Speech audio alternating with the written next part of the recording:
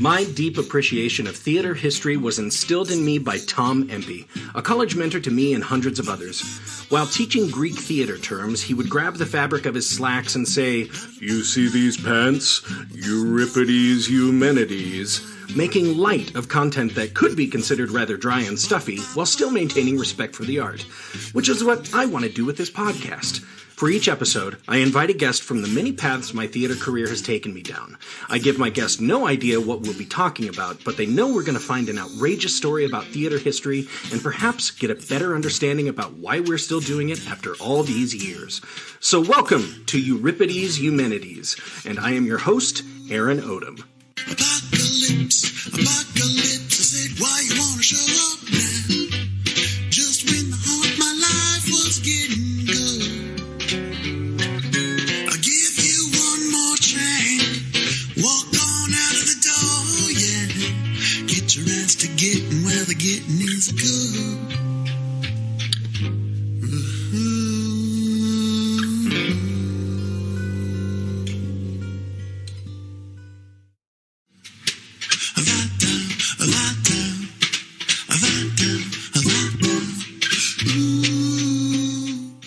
Hello, my friends and listeners. This is Aaron Odom coming to you from Sheridan, Wyoming, Trident Theater for another Euripides Eumenides, a theater history podcast. Man, we've had a great run. I'm so excited to keep going. I have a great guest on the show today. I've known this guy for a long, long time, and in the time that I've known him, he has just exploded. This is my friend, John Rotellini. Hello, John. Hey, Aaron, how's it going? It's going great. It's going great. And I'm going to introduce you to everybody.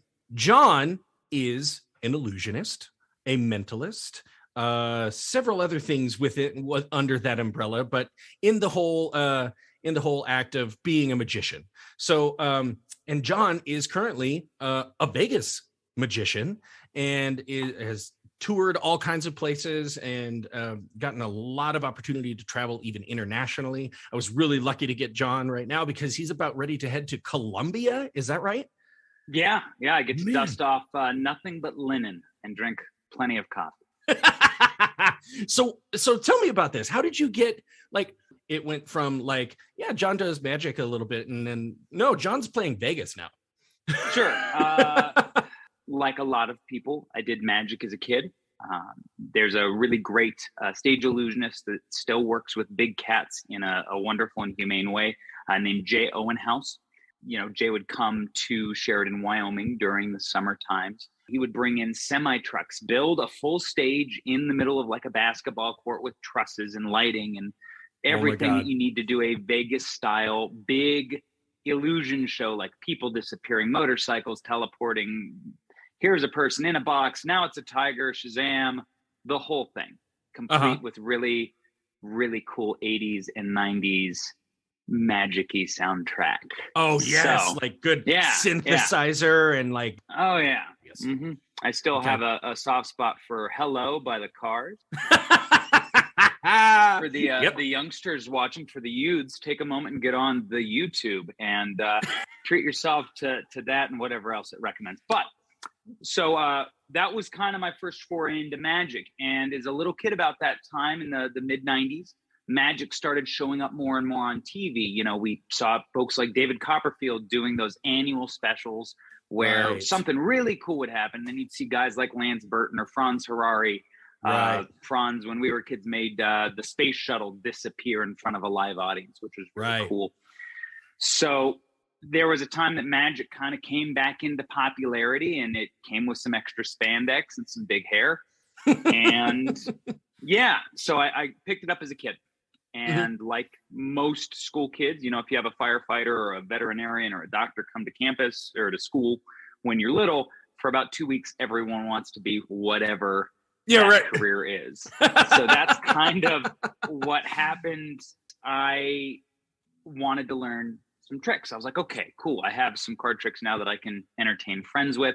And when you first learn magic and can successfully do a magic trick, even if it's small, you kind of start this chain reaction of events. It's kind of like baking. You can read the recipe, and if you follow a recipe well, even if your cooking skills are not great, you can end up with a decent like cake, for example. Yeah, of course. So if you learn a magic trick, you can follow the recipe, you can pull it off well enough to fool somebody. You get this really cool reaction in just about anybody, no matter the age, no matter background, where in the world they come from, language they speak, you can see this little like 5-year-old inside light up for a minute. And it's really, really neat. And you all listening, if you've seen a magic trick or you've had that wow moment, that feeling's really great. And when you learn how magic works, you lose that feeling because you know the secrets. But seeing that happen in other people is a really wonderful and addictive thing. Turns out. Right. That's a thing where just the audience, believing in the unbelievable for just a moment, or just completely not trusting their own senses for a second. That's fantastic. Yeah, it's the chief export of what I do is sharing smiles and a little bit of kind of childlike wonder with people. And you'll hear a lot of magicians use that childlike, wonder, or a phrase like that, because it's the easiest way to describe it. You started doing magic as a kid. You got inspired to do magic by other people. You found it was something that people found useful, and you're like, wait a minute, no, I can actually turn this into a career. So how did you I'm just wondering, because I'm an actor. My path from there would be like, okay, so it's like LA or Broadway. That's where you're going.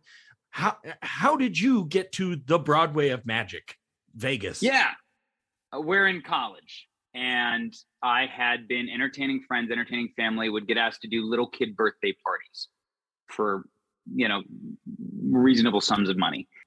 Continued to do magic while working blue collar and white collar jobs through college, post college. To your point, to do LA or New York, I want to be in entertainment. Magic is a thing I can do. Let's go do that. I put resumes out all over cities in that kind of range, in Chicago too. Lots of Indeed.com, Monster.com, and called a friend who was an acquaintance, used to be a magician that then started this entertainment company, and said, hey, do you have anything in Vegas? No, sorry, man. Like, best of luck to you. Cool. Fast forward 2 weeks, I get a call. Hey, are you still looking for a job? Ooh. Yeah. What's going on? So his director of operations had abruptly left. He said, I have this opening. What do you know about operations? And I know how to balance a checkbook. I knew how to do a schedule. I knew how to print checks, but was not an accountant. And, right. But I was like, hey, realistically, I've done some operation stuff. Like, full disclosure, I'm not going to be your guru. And he said, great, because I don't have the budget to pay for a guru. So how about you meet me in the middle on what I can pay you, which was, enough to get by in Vegas, and I will give you a little bit of schooling and a little bit of patience, to see if you can do this. Okay. Cool. So packed my tiny 1999 Chevy Malibu up with everything. And I moved to Vegas with a blow up mattress and a sleeping bag. Get to town New Year's Eve, I think 2016, walk onto a stage on Fremont Street where Blues Traveler, an artist that we managed, was about to play. Loverboy's Working for the Weekend is happening on stage. We pass, and I'm immediately in entertainment land, like Alice in Wonderland, full stop. So that's how I got here. Wow. Yeah. It's been 8 years that I've gotten to tour all over the world now. Oh, man. That's amazing. Yeah, that's amazing. And heading out to Colombia next week. And how long are you there? Yes. I will be in Colombia for probably 24 to 48 hours. And then I am joining some great folks on a cruise line, Princess Cruises, for a 2-week trek through the Panama Canal in South America. So, oh, man. Yeah, it's a good problem to have. Sounds rough. Yeah, I don't envy you one bit. So I love when this happens on this show. Sometimes there's just an amazing connection. Like I asked you if you wanted to do this show and you're like, yeah, let's do it. And I came up with a topic. I'm like, oh, I bet we could talk about stuff like that. But hearing that origin story, John, and just how you treat your art, I think you are going to love this topic. Sweet. Let me ask you this. What's the largest house you've ever played to? Ooh, that's a toughie. Like a ballpark figure. 19,000 people. About 19,000? That's huge. Yeah. Geez, where was that? Yeah. T-Mobile Arena in Las Vegas for venue size. Audience wasn't quite that big there. And then some other professional sports stadiums. Yeah. Amazing. Okay. Well, frankly, COVID did take a lot of things away from us. And I really don't want to start this with a bummer, but I'm going to let you know about something that the world lost, although only a select few might be really bummed about it. Now, this is directly from the website of one of the most significant cultural events in Europe. Nearly 400 years ago, the history of the Passion Play began. The plague raged in many parts of Europe and did not spare Oberammergau either. We're going to say that word a few times so you know what it means. Oberammergau. In 1633, the Oberammergau villagers promised to perform the suffering, death, and resurrection of Christ every 10th year, insofar as no one was to die of the plague anymore. The villagers were answered by God, and therefore in 1634, the first Passion Play took place. The promise has been kept until today. 2020, the Passion Play had to be postponed for 2 years due to the coronavirus pandemic. The 42nd Oberammergau Passion Play will now take place from May 14th to October 2nd, 2022. Cool. As I traditionally do, I usually start with a question, so I'll ask you this. John, have you ever attended a Passion Play? I will see your attended a Passion Play and raise you. I have been in Passion Plays. Yes! Boom! Oh, perfect! Yes! Where did you do those? So I was raised and still am Catholic. So Holy Name Catholic Church, right in lovely Sheridan, Wyoming. So let me give you a little history. All right. To start with, Passion Plays usually date back all the way to medieval times when guilds would present cycle plays. And we've talked about these on this program before, but I'll summarize here. If you really want to hear a lot more about cycle plays, we talk about them pretty extensively in episode 5 titled Secrets. But here I'll just remind you that cycle plays were generally outdoor plays that meant to reenact either huge sections of the Bible or the Bible in its entirety over the course of various religious festivals. I mean, these festivals would occur over a series of days or weeks, so it wasn't like the plays were so ambitious that it all had to fit into one performance. I mean, I remember first reading about those and they're like, we're going to tell the whole story of the Bible. And you're like, all of it? It's just, that's it. You know, you talk about ambition. That's it. Right. So yeah, they stretched on for days. But of course, one of these stories is what we now know as the Passion of Jesus Christ, you know, when Christ is put on trial, convicted, sentenced to execution, crucified, and eventually returns from the grave to ascend to heaven. Okay. So I think everybody kind of agrees that's what that is. Yeah. So bear with me as I do my best to succinctly summarize just what effect this story is to have on its audience, as there are many reasons why the Passion is so important to Christians. And as an illusionist, you can probably really relate to this. Perhaps. As though it's like, you know, yeah, I'm making something disappear. People are in disbelief that it's actually gone, but they can't see it. So there's something on a sensual and a visceral level that's happening. Now, as far as, you know, the Passion is concerned, what we have here is the fulfillment of a prophecy. Okay. So if something is said and it actually happens, that validates the holiness of the prophecy, the prophet, and the deity. Sure thing. Okay. Narratives of suffering, endurance, and eventual salvation all stir viewers of Passion Plays. I mean, even if you're not devout, it's hard to deny when you see a story about a religious figure that's well done, it stirs you up, right? Everybody loves an underdog. That's right. Christ died for our sins and did it willingly. Thus, the emotional response should inspire viewers to strengthen their resolve to live better lives. And this has been done in church as a part of Holy Week services forever, because people really respond well to symbolism. I mean, I know as a kid, I was raised Lutheran, and I remember attending a Good Friday service, and they'd read like a particular section of the story of, you know, the night that Christ died on Good Friday. And at certain points, they'd stop the narrative and something else would be taken off of the altar or maybe off of the pulpit or something like that. And by the end of the night, all the lights were out. You're sitting there in the house and you're looking out at just this empty, naked setting. And I remember as a kid, I got to credit my mother for giving me one of the best explanations for this, for, you know, a young kid who's still just like trying to figure out what religion even is. You know, I go, Mom, why are they doing all this? And she goes, well, this is what it would be like if Christ never existed. I was like, oh, okay, that's powerful. And so, like, you know, impressionable 7-year-old me, I'm like, yeah, that makes sense. Okay. Now, after the medieval era, cycle plays heavily influenced theater in both the Spanish and English Renaissances. But to talk specifically about passion plays, we have to start in Germany in 1633. So we're going to say it together. Oberammergau. Oberammergau. That's it. You got it. Okay.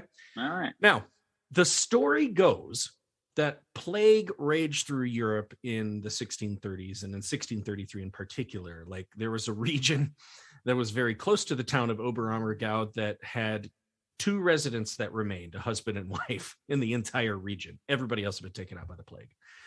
Now, Oberammergau was spared until a man named Kaspar Schießler came home from his summer job. Yeah, isn't that great? Kaspar Schießler came home from his summer job as a day laborer in a nearby town to celebrate the consecration of the newly built church.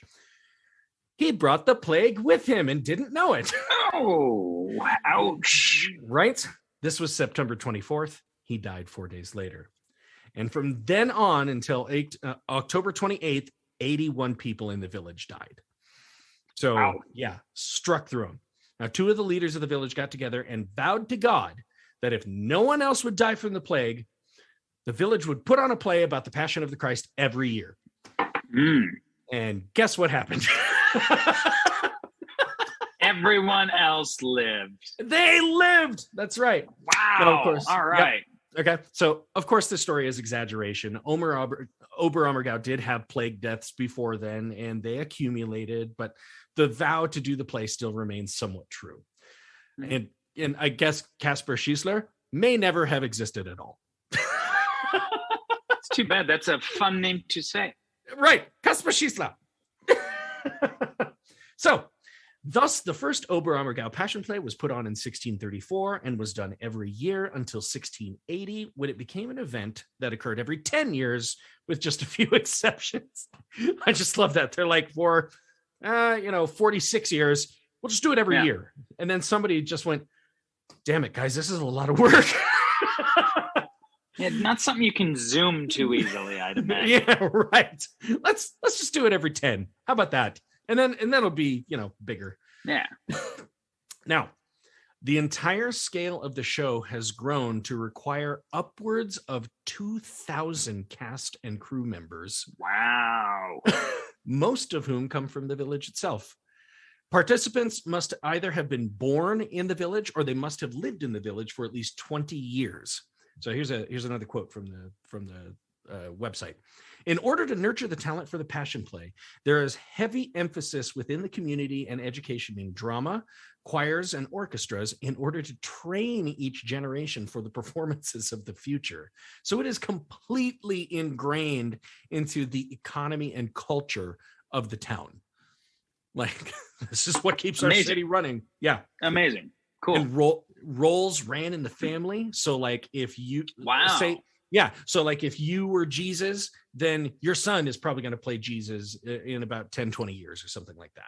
Wow. Right. Or if you were the master conductor who conducted the orchestra, well, that is definitely going to be passed down to your progeny. The theater itself, it's a big outdoor amphitheater, can accommodate almost 5,000 audience members. Amazing. The total runtime of the production is 6 hours. Oh, I hope they have intermissions. Oh yeah. Check this out. Oh. 2 halves of about 2.5 hours each and an hour-long meal in between. And you can eat there, or they have all kinds of little restaurants and little cafes around the theater that you can just go enjoy yourself. Amazing. Yeah.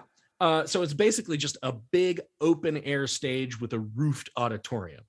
So if it rains, the players get wet, but the people stay nice and comfy. Now, I love this. When I was researching this, I found Google reviews that from users that include words like nice Christian theater or big theater. I mean, there are others that are really, really very flowery reviews about, this really changed. I got a lot out of it, but yeah. And while it primarily is the story of Jesus' death and resurrection, several other stories from the Bible are performed and musical interludes are mixed in. Okay. Kind of fun. And if anyone is interested, like I said, the play runs this year from May 14th to October 2nd. Now, plays like Oberammergau started popping up all over Europe. And they're done all over the place now. I mean, wherever anybody has sent a Christian missionary, you can guarantee that somewhere nearby a passion play has been established. Yep. So let's talk about them in America. All right. If anybody listened to my last episode on vampire musicals, we talk a lot about when you bring things over from Europe and turn them into Americanized versions, they don't always have the best success.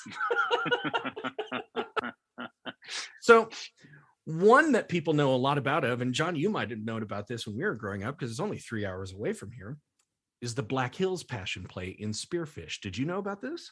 I now that you mention it, I do recall hearing about the Passion Play in Spearfish, South Dakota. Yes. Okay. So you've never been to it then, I suppose. If I have, I don't remember it. And that's nothing against the fine people at the Black Hills Passion Play. Well, I have been to it, and I tell you, you would have remembered it. Okay. So let me say this. The Black Hills Passion Play, it was derived from a passion play that was put on in the German town of Luenen. That's spelled Luenen, Luenen Passion Play. And monks had been performing this specific passion play since the year 1242. Wow. Yeah, to educate the illiterate, poor residents of the town. Okay. Because, public service. Yep, exactly.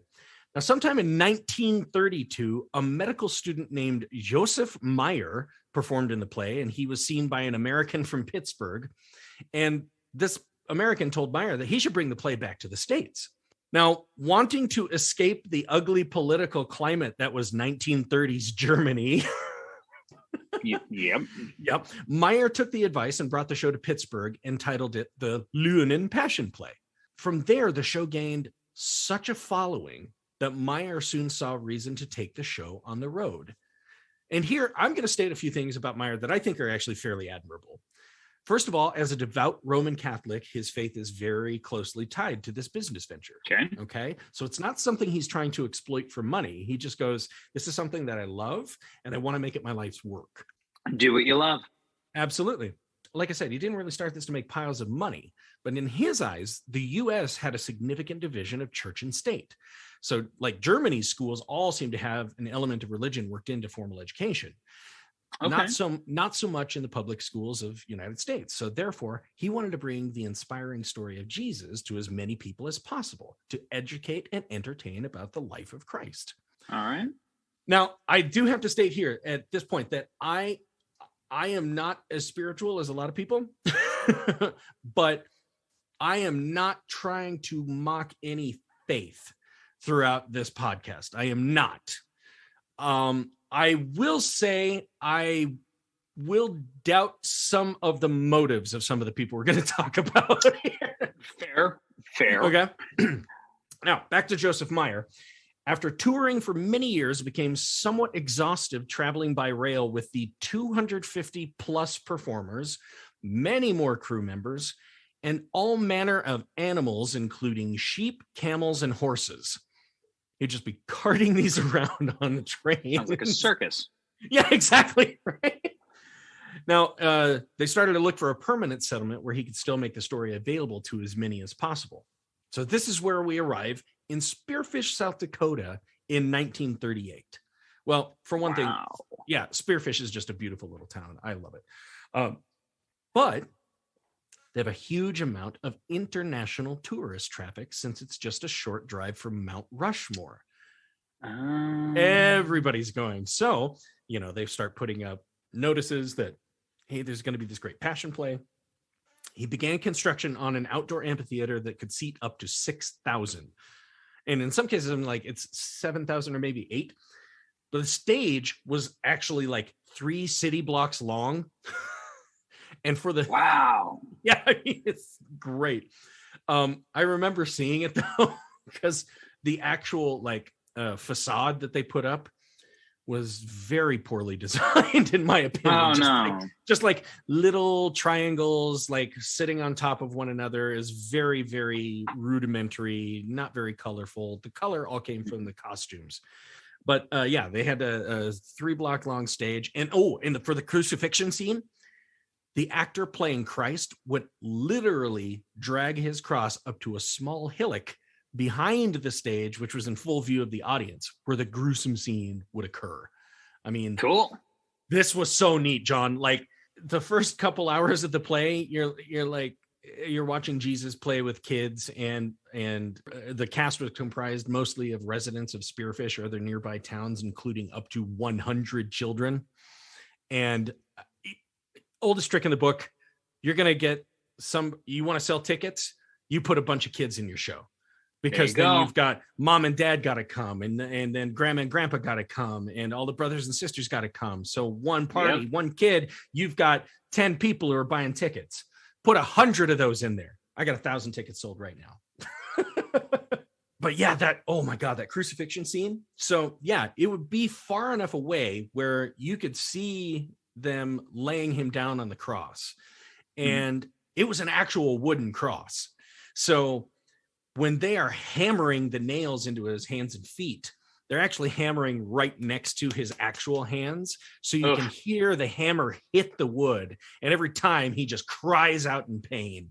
And you're like, oh, whoa, okay. And I'm looking around and there's tons of kids watching this too. And I'm like, ooh, okay, this is yeah.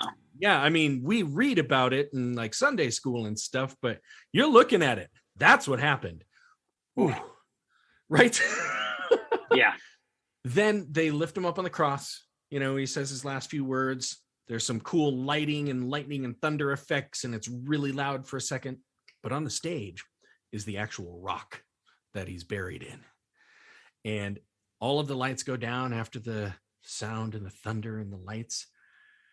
And the door of that rock blasts open, and here's Christ standing in this heroic pose with his hand outstretched. And he's like, we're going to get some shit done right now. And you're like, yes, Jesus, the superhero. Yes. It was great. It was great. And I left that thing going, man, the first couple hours of that, they brought it back around in Act 3. All right. So the Passion Play, the Black Hills Passion Play, opened in May 1939 and would play 3 nights each week through most of the summer. And due to its popularity and international audience, the demand grew to the point where it needed a winter performance space as well. Because, Spearfish is in the middle of the Black Hills and gets covered in snow for a few months a year. So a new space was established in Lake Wales, Florida in 1953. And the show even toured until 1964. So we're getting some spread here. Joseph Meyer played Jesus over 8,000 times. Holy cow. Before handing the role off to a nephew. The cast still had around 250 performers, and only 24 of which were professional actors. So the rest of them were just volunteers from around, or they might have gotten paid something, but yeah. Joseph Meyer died in 1997 at the age of 94. The Black Hills Passion Play was last performed on August 31st, 2008. Yeah. And I had some cause to drive through the Black Hills recently, and I wonder if it's still there. And you drive around a little bit, you're like, I think it might be over here. And then you eventually pass it, and you're like, oh, there it is. And you can just see this huge, huge stadium of empty seats. And so, yeah, it's still there. And you can go check it out on Google Maps and zoom in and see all the cool stuff if you want to. Yeah. Cool. Now, again, I will state that the Meyer family's legacy was one of education and entertainment. So, quote, we approach our work with serious attitude. We bring to our work a sense of faith and believing. If this became a commercial cold business, the essential symbolic value would be lost. End quote. So, John, All right. I'm going to leave it to you and our listeners to determine if other passion plays in America kept up in that same vein. I mean, think about it. Like, you see it, don't you? I mean, here's this guy who he said, I think this is a great story. I think more people need to hear it. I'm not necessarily trying to proselytize or anything. I just got a story that I think, does well in a live theater environment, right? Yeah.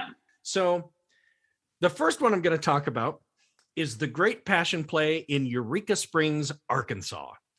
Okay. Great Passion Play began in 1968 and is still running today.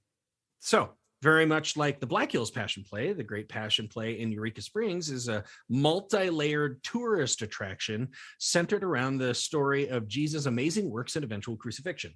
Very much like the Black Hills version, it's performed in an outdoor amphitheater that can seat up to 4,000. So a little bit smaller, but still, that's a bunch of tickets you can sell. Also very much like the Black Hills Passion Play, its cast is comprised of at least 150 actors, many of them being volunteers from nearby towns and cities, and it also has an impressive showcase of animals during the show. All right. However, the one thing that sets the Great Passion Play apart from the Black Hills Passion Play is the number of attractions besides the play that a tourist can attend. Exit through the gift shop. Well, in a way, like here, I'll describe it here, but I think what they're doing is actually really cool too. Okay, good.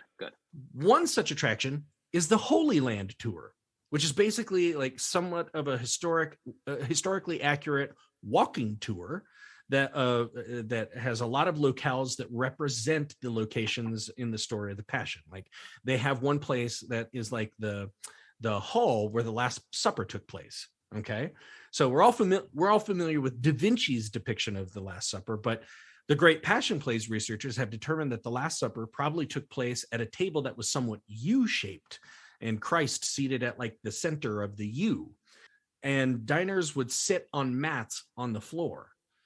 So, so the table itself was probably no more than like 2 feet high.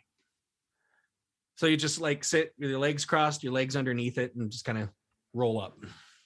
It's like that one. It's like that one in Indiana Jones and the Temple of Doom where they do all the gross eating, like eating the cockroaches and monkey brains. And yeah.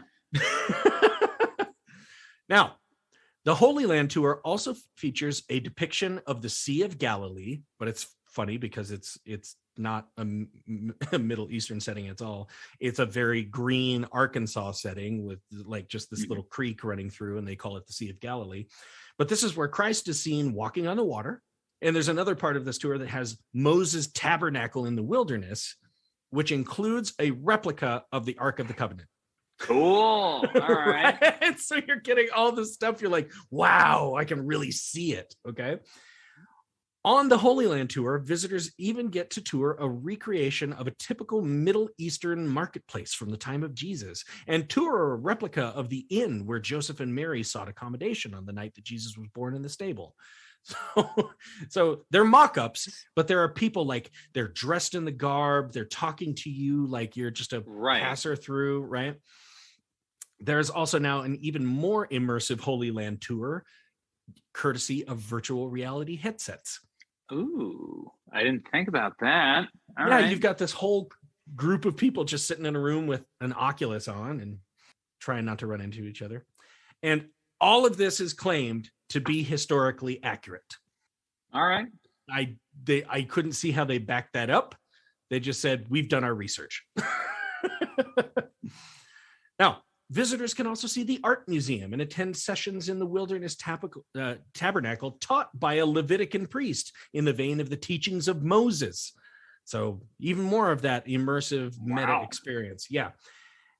And of course, there is the gift shop, where visitors can buy DVDs of the performance, as well as apparel and all manners of swag and souvenirs. All right. See, you had it. You had the idea, but it's a marketable thing. Like you have swag, don't you? Yeah. Once upon a time, I had swag, and sometimes I have swag. I haven't found that I've needed to see me on a coffee mug in a while. So maybe now that the world is reopened, I'll go Spaceballs and just have my name and likeness on a matter of things. I'll leave your listeners to decide if they want to see that. There we happen. go. Yeah, we'll send out a poll. Now, in addition to all of this, visitors can eat in the Great Hall Buffet: pulled pork, ribs, chicken, a full salad bar and dessert bar, which can accommodate up to 300 diners before each performance. Boy, howdy. All right. Southern cooking. There on the website, you can see videos. They have one guy who did a promotional video back in the 90s, and they've taken small clips of him and put it on YouTube. So in one video, he's like talking about, here's the tabernacle with the Ark of the Covenant and a couple other things that are authentic or like authentic replicas. That's a great, but he's showing like how David might have used the sling to kill Goliath. So he's showing you how all of this is done. But then in the next video, he's talking about this Great Hall Buffet and just keeps talking about the home style cooking and all kinds of drinks that they have. And I'm like, I'm sure it's just they contracted with Coca-Cola or something. And but current rates for the Great Hall Buffet are $16.95 for adults, $15.99 for ages 12 to 16, and $9.99 for ages 4 to 11. That's half the price of the Vegas buffets. I know. That is a biblical deal of epic proportions. And something tells me you get to leave with some sort of commemorative cup that will live in your kitchen for years to come. I would imagine. Yeah. And above all, when seated in the audience, all audience members get a clear view of Christ of the Ozarks, another feature overseen by the company in charge of the play. Christ of the Ozarks is a 67-foot tall concrete statue standing above the town of Eureka Springs, much like the statue of Jesus in Rio de Janeiro. Visitors can even purchase rights to the nightly lighting of the statue with some sort of commemoration. A $20 donation is suggested. Okay. Mm-hmm. And as I saw, it actually has been the subject of pretty frequent vandalism. No. Yeah, like somebody will climb up it and hang a banner that's like abortion rights now or something like that. Or, okay. Kids will just spray paint the feet of Jesus or something like that. So someone has to wash the jumbo feet of see, that's bringing it around full circle. Uh-huh. Now, I've spoken with a good friend in theater who lives in Arkansas, and she used to attend this regularly as a kid, but as an adult who was educated in theater, was very dismayed to find out that the play actually had the actors lip sync to a track during performance. Oh, no. Right.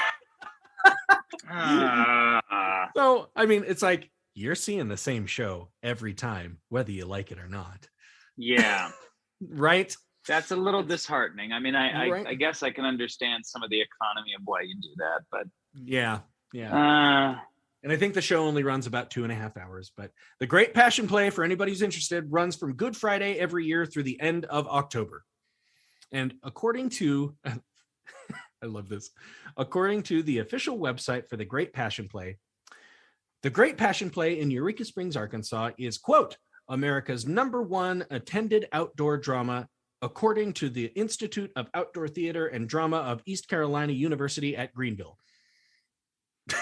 That seems official.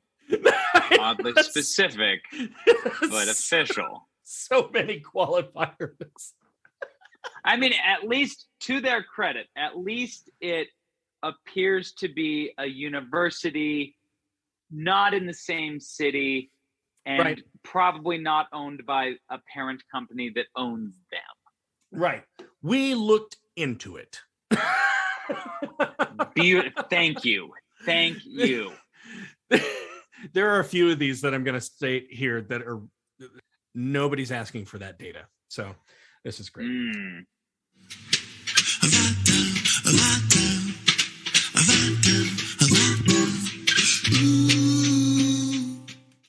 Next one I'm going to talk about isn't going anymore either, but the Great Passion Play is still running. But this one is called the Mormon Miracle Pageant.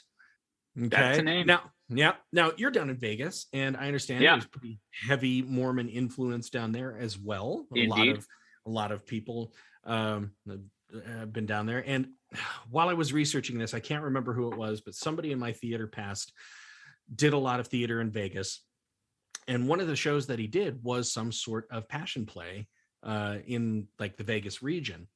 And I swear to God, John, I looked it up and I couldn't find it, but I am going to quote it here, that this friend of mine said that when Jesus died and is on the cross was actually lifted off the ground by a helicopter. What? With the actor still on it and flown out over the crowd. I have so many questions. I mean, on one end, if that was done on the up and up, people got clearances, and that actor is safe, that's amazing. And I commend them for going full Siegfried and Roy. Yeah, I was just gonna say, like, I mean, I've seen, Chris Angel like float over buildings and stuff like that. And I'm sure you have ideas how that's done. I didn't even bother to think about it. I just went, that sounds amazing. I mean, but the level of spectacle that they went to just for that one moment. And I can't even imagine, like, the sound of a helicopter, even if it's just a few hundred feet above you, is still deafening. And the winds. I mean, you're gonna, everything has to be sandbagged down. There will be no styrofoam containers or cups because they're gone. You're right. Leave your glasses at the door. Yeah. Oh man. That's spectacle though. I couldn't find any evidence of that anywhere. I just remember that as some like maybe old wives' tale from my theater past. Anyway. Okay. So the Mormon Miracle Pageant.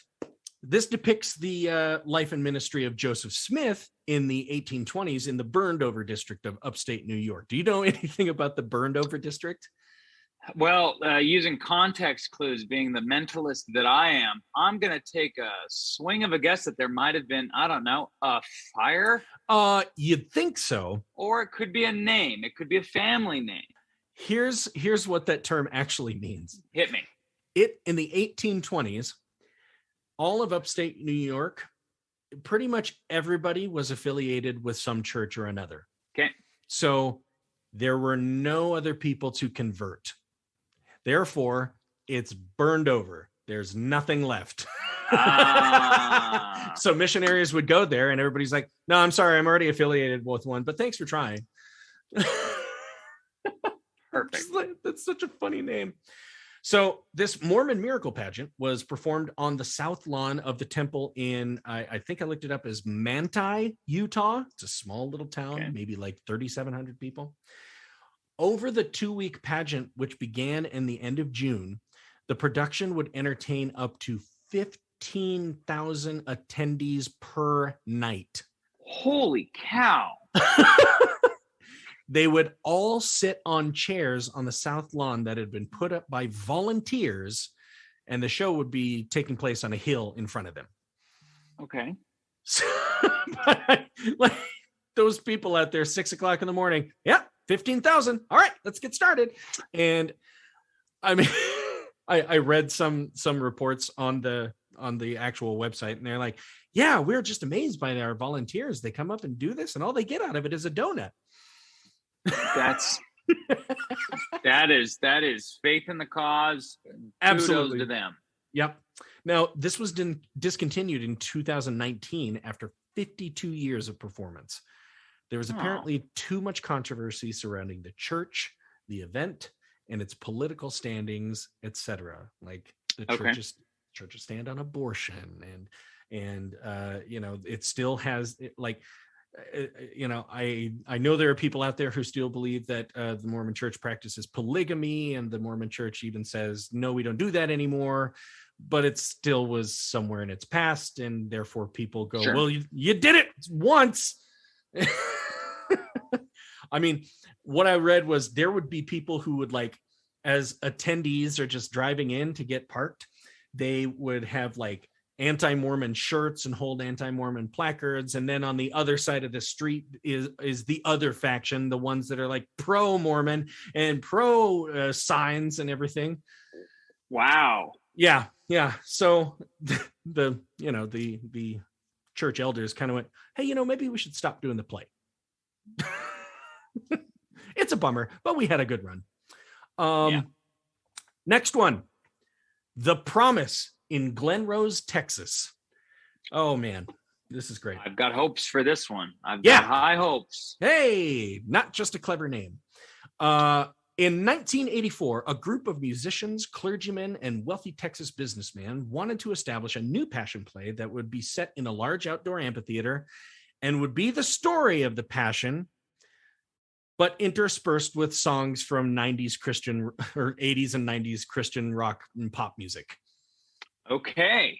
Okay. So we're getting some of those like really driving, hard hitting stuff, but still very Christian.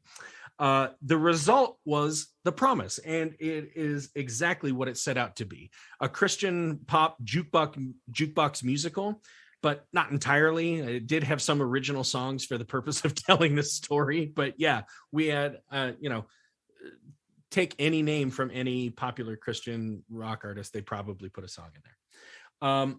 The amphitheater can seat up to 5,000 attendees and has a cast of over 170 people. Jeez, these are huge. That's massive. This is great. Separating the audience from the stage is a 45,000 gallon moat, which is actually used for specific scenes in the show.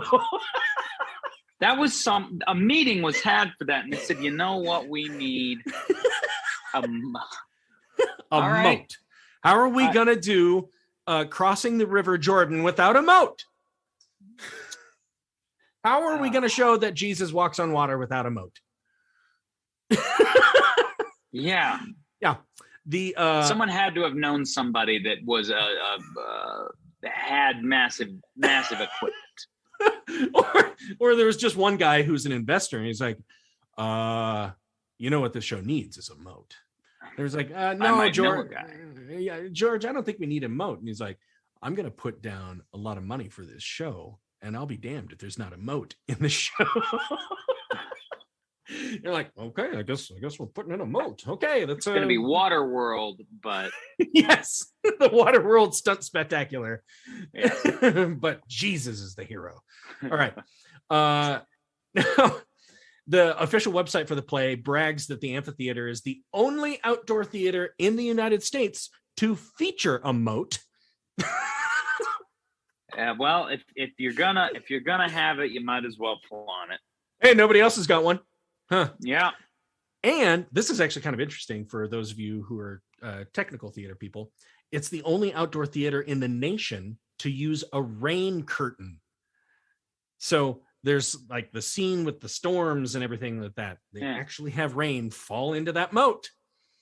Wow. Yeah. So it's a really effective thing. And you hear the sound of the water hitting the water, and it's really cool. Now, here's another fun little bragging point that they list here. It also brags that the building is the oldest amphitheater in Central Texas. Okay, they built another one over in Houston that can seat 7,000 people. We're no longer the biggest, but we are the oldest. Everybody gets something. Everybody gets something. We are the only amphitheater that features unisex restrooms that nobody uses. Now, check this out. This is actually kind of cool. It also has gone on tour, being the first Passion play from America to be performed in Russia. It's okay. Also, that is really cool. That is really cool. It's also toured in Seoul, South Korea, and ran in Branson, Missouri for some time. Oh, Branson. A YouTuber named The Day Tripper stopped to see the performance and said the spectacle of the show rivals anything you'd see on Broadway or in Branson. That's a great qualifier. Yeah. I believe it. Yeah. Uh-huh. Tickets range from $27 to $50, but attendees who can prove they are full-time clergy are treated to free admission. Oh, good for them. Yeah. The promise usually only runs around Easter each year. Okay. So we got this big outdoor theater with a moat. So that's coming up, gang. Anybody wants to go to that, that's on its way here. Head on down. And here's my last one I'm going to talk about. Okay. And actually, I think I need to pause for a second because I want to send you something. Okay. Okay, now don't open this here for a second because I want to describe this to you real quick. All right. The Thorn in Colorado Springs, Colorado, is often described as the Passion of the Christ meets Cirque du Soleil. Okay. Okay, so I want you to go ahead and watch that video now. And when you're done, we'll go ahead and resume. And I want you to tell me what it looks like. Here, I'll have this running. Okay. Yep. I get a reaction video out of this. There we go. There's pyro, aerialists, and parkour. The lighting looks great. Yeah. This looks to be a massive cast. Yeah. Costumes look pretty cool. Oh, there's a battle. All right. And Jesus won. Spoiler alert. Wow. Yeah. All right. Tickets available at thethorn.net. Yep. Now, I would say that description of the Passion of the Christ meets Cirque du Soleil was probably pretty accurate from that video. Yeah. Yeah. So, yeah. You're seeing aerialists, you're seeing pyro, you're seeing great bike choreography. This is something like this would be really something to go see. Okay. Yeah. It was created by husband and wife youth pastors John and Sarah Bolin to give audiences a quote relevant retelling of the meta narrative of the Bible, end quote. Okay. It's designed to play in large indoor stadiums and has been played for audiences of 20,000 or more. I mean, and it takes the nature of the immersive theater experience from the Great Passion Play, that one in Arkansas, where you can like visit different locations and talk to people who are in the environment. It injects radioactive steroids into it. Cool.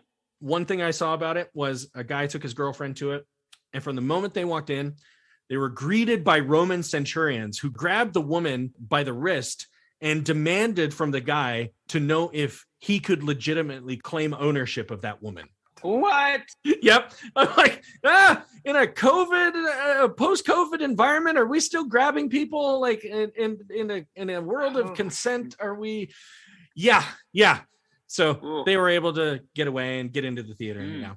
Now, during the performance, the show has only one character who speaks to the audience. This is the narrator, the disciple Thomas, who is relaying the story from his, not really from his point of view, but he's kind of your guide. He begins the show with a 5-minute ice-breaking monologue describing the weight of the story you're about to see. As for the rest of the show, here's a quote. As a sensory experience, The Thorn is an impressive exhibition of choreographed dances, pyrotechnics, acrobatics, and multimedia stage production. Sitting in the front row, we have to shield our eyes when the jet engine style flames roar 20 feet into the air. The bass from the music rumbles our bellies, and I uncontrollably exclaim, Jesus Christ, when an unexpected explosion catches me off guard. Oh man. But I guess outside of Thomas, nobody else in the show speaks. That's pretty cool. Right?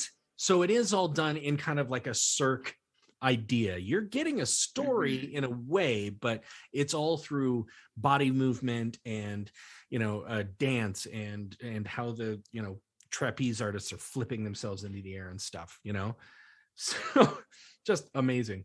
Now, I will say that the show is also pretty graphic in its depiction, mainly just to show how intense the story of Christ would be. Fair enough. I mean, you saw it in that trailer. Yeah. Christ literally flips the table over in the temple to chase out those who would defame it. Yeah. And then he's captured, he's tortured and tried. It's nowhere near the scale of the film The Passion of the Christ, which many just consider torture porn anymore. But seeing that stuff live is a pretty visceral experience. Sure. The official website for the show recommends that parents take precaution for children under 12. And that's got to be heavy, not only seeing that level of production. Oh, man. And that kind of visceral nature, but doing it in front of 20,000 people, Right. you know, that's its own thing. Oh, yeah. Yeah. Wow. Yeah. I mean, you know, just the size of the motions that you have to do to like crack a whip across Jesus' back. Sure. So you can have the people in the nosebleed seats understand what you're doing. Oof. That's a huge deal. So, yeah. Now, just before Christ is crucified, the following happens. Quote, Thorn creator John Bolin interrupts the narrative, walking on stage with a microphone to directly ask the audience to, quote, consider the sacrifice of Jesus. Syrupy piano music plays over his speech while he talks about how our sins have, quote, earned us death, but Jesus paid the price. So this happens right before the thing. Okay. All right. He then directs the audience. Like he talks about all these things like many of you have come here for some sort of answer. You know, you might be suffering from an addiction or a relationship that's not working, or you're losing your faith in the world or something. So he then directs the audience to the sides of the stage on the floor where grief counselors wait to speak to audience members, and a lot of people take him up on that. Wait, what? Yep. I mean, I didn't see it coming. I'm not a like, people need help, then connecting them to help's awesome, but that's out of left field. That's out of left and right field. I mean, and they do. They're like, yep, now's my time. And they go down and, you know, I don't know how long they get to talk to somebody, or, you know, if it's just a thing where they have people from the area who are grief counselors just saying, here's my card, give me a call when you want to sit down and talk more, or something like that. But wow. Right? And then the show continues. When you first described this, I was, I don't want to say put off, but a little confused, because you're going through this, you know, pretty heavy, intense stuff. And then pause. I assume, no pun intended, but voice of God comes on and goes, please welcome. Yeah. Otherwise, it's just like guy in non-period street clothes, like, hi, how y'all doing? Having a good time? It just seems like an odd break, but as you went on, it makes more sense. To like a very tender effect, though. It's like, we're about to watch something we're about to watch the end result here. Okay. We know what's going to happen here. And a lot of you might've been brought to the point of, you know, like, you're right at that moment of the purgation of emotion that we're going to see. Sure. So now that you're in this very tender and fragile state, maybe there's something we can do to help you out with that even further. Cool. Yeah. You know, and I have known nothing about any of these until you've mentioned them. As long as everything's on the up and up, that is very cool and good on them. Right. Now, the Thorn also usually only plays during Easter week on an annual basis. And for those who would like to stream the show in 2022, tickets can be purchased for the April 10th performance for $20. That's reasonable. While you're at the official website, you can then visit the official store for the Thorn, where you can purchase apparel like t-shirts and hoodies. And if you spend up to $99, you'll get free shipping. Wow. And that, John, is the story of Passion Plays in America today. That has come a long way from going back to Oberammergau, right? In back in the day. That's something. I had an aunt who went to Oberammergau, and I was going to call her before I got to this episode, but I'll have to still call her anyway. I wanted her to tell me about it, and through text, all she said was, it was brilliant. It was heartbreaking. It was incredibly emotional, but it was beautiful. And I'm Cool. like, yeah, I mean, even for those who might not be as spiritual, seeing somebody sacrifice himself for complete strangers, even people he will never meet, like that's a heart-wrenching story to watch. Yeah. I mean, depending on how they do it, if a guy just comes out and is like, yep, take me, and they take him off, and you're like, okay. But if they actually make you care about the person and everything, I'm like, yeah, that's how you do it. You're using the art of theater to absolutely get to the heart of what theater is meant for, or at least according to Greek and Romans, to educate and entertain. Yeah. But man, like the scale of some of these things. Helicopter crucifix, a moat, and Cirque du Soleil. When I went to see the Black Hills Passion Play, I was like 16, 17. And I wasn't really impressed with the production of it up until we started getting to the crucifixion and stuff. Mm-hmm. But I remember there was one scene where it had to be just the thing where you see all the camcorders in the house ratchet up on people's shoulders because this is the point where their family member is coming out, and we're going to see him in authentic Middle Eastern clothing, and like 150 people run from one side of the stage to the other, following sheep and goats, and some guys yanking a camel down the whole thing. and it went on for about 4 minutes. Wow. And I was like, that's a painfully long piece of theater. Yeah. Can you imagine being the stage manager for that? Oh, no. No. I mean, at that point, if you lost 10 people, you wouldn't know it. Where are the Rileys? I don't know. Nope. But geez, like, in the fact that there's so many attendees, like that, that's impressive too. Yeah. I mean, they're big old shows, and some of them might be better than others. I mean, I looked at some clips from both the Great Passion Play and The Promise, and it was like, well, that's pretty cheesy, but they make up for it with like, we have a moat, or I'm going to shoot a guy out of a cannon and he's going to land in a grave. You're going to pay for the whole seat, but you're only going to need the edge. That is a perfect place to end. John, thank you. I hope you were enriched by the stories of the Passion Plays, and I love what Americans have done to them. Agreed. Aaron, thank you for having me, for schooling me up on some of the wild and crazy and awesome ways that we've taken a story that's been around a hot minute and found a way to make it contemporary and powerful, and hopefully do some good with it. Yep. And if not, you can at least get the t-shirt. Okay. There you go. My friends and listeners, this is the end. This is Aaron Odom from Trident Theater in Sheridan, Wyoming, ending this episode of Euripides Eumenides. We'll see you back here in another 2 weeks with another episode. I'll see you at intermission.